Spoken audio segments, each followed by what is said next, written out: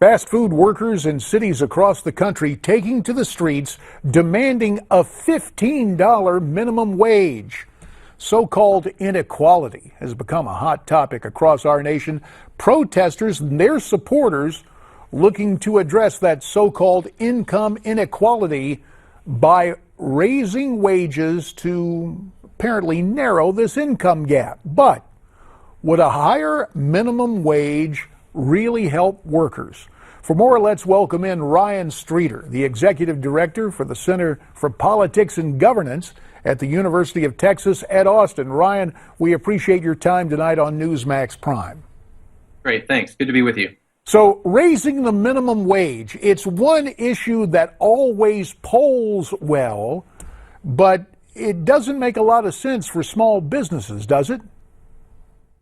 Well, I think we all want people to earn more money. I mean, people that are working at lower wages, on the lower end of the income scale, we want them to earn more money. I think everybody wants to see incomes improve in America. And so I think the discussion about minimum wage sometimes distracts us from the real issue, which is how to generate more opportunity for lower income workers. And the way you do that is to get more jobs being created by effectively seeing more businesses getting created. We've been watching a long-term trend in America where new businesses, as a share of kind of overall businesses, are declining. And that's not just a Democratic thing or Republican thing, it's just a thing that's been happening over the last couple of decades. And the result of that is that there's just fewer jobs being created, particularly for lower income workers or people kind of right out of school with lower levels of skill. So I think that's how you boost wages. Where there's a lot of talk about inequality and wage stagnation in America right now, and for good reason. People are frustrated that their incomes aren't rising. But when we talk about boosting up to $15 an hour, that might make advocates of that policy feel good about themselves for having done something for workers. But it's really not the answer that most workers who want to see upward mobility and who want to realize their dreams need to hear. And the bottom line on that raising the minimum wage for small mom and pop businesses, when it costs more money to hire people, they don't hire people. The mom and the pop are behind the counter all day because they just don't have that money to spend. Business is not charity. You have to be able to stay in business to create jobs. So the best way to create jobs, what needs to happen? I think two main things. I think, first of all, if we're going to reverse that trend I was talking about earlier, we really do need to do something about the proliferation of regulations, rules, red tape at the federal, state, and local level. There are a number of studies out showing it's just been increasing at exponential rates over the last 20 years. And mind you, it's the same 20 years that we've been seeing new firms, new businesses as a share of overall businesses dropping. So we need to get that under control. And I think the second big piece of this is to make sure that we fix this healthcare problem that we have in America. I think we're all realizing this Obamacare is not producing what its advocates said. It's increasing the cost of hiring people.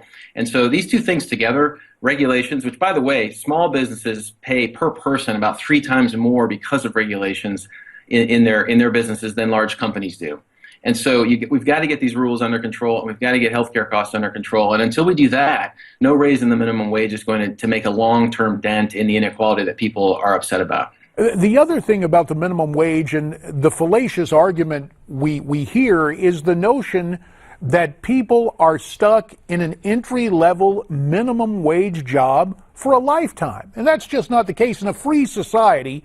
Even with the challenges we're facing now, you can look in the want ads and see any number of jobs available. So this notion that you're one and done or changed to a job for a lifetime, why does the left, or why do so many people make that the crux of their argument about the minimum wage? We've got about a minute left. Yeah, I don't know. It's a sincere desire to see people's incomes increase, but with what I consider to be an insincere and incomplete policy proposal. You really need to do the things I was talking about earlier. If we really care about upward mobility, wage growth, fixing those two big problems I talked about earlier are going to do a lot more than raising the minimum wage. I have 2 teenagers. If they walked down the street and got $15 an hour jobs, I'd be really happy for them. But I'm not expecting them to be in those jobs 20 years from now. I need them working for companies that have real growth potential. That's what most people on the lower end of the income scale want. 20 seconds left. Since you're right there at the University of Texas in Austin, are you hearing a bunch of kids marching around demanding free tuition at public institutions?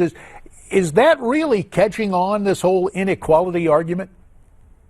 I think there are a number of people that would love to see free tuition. I think a lot of people are realistic about how likely that is. And I think here in Texas, I'm sitting in one of the fastest growing economies in the nation right here. And students want a part of that. They want to be a part of that. They want to be a part of the entrepreneurial dynamism that we have around us. And I think they know there are multiple ways to get there. Ryan Streeter, thanks for schooling us about economics from the University of Texas. We thank you for your time. You heard what Ryan had to say about the minimum wage. Agree or disagree? Love to get your comments, and you can send them to us, newsmaxtv.com/comments.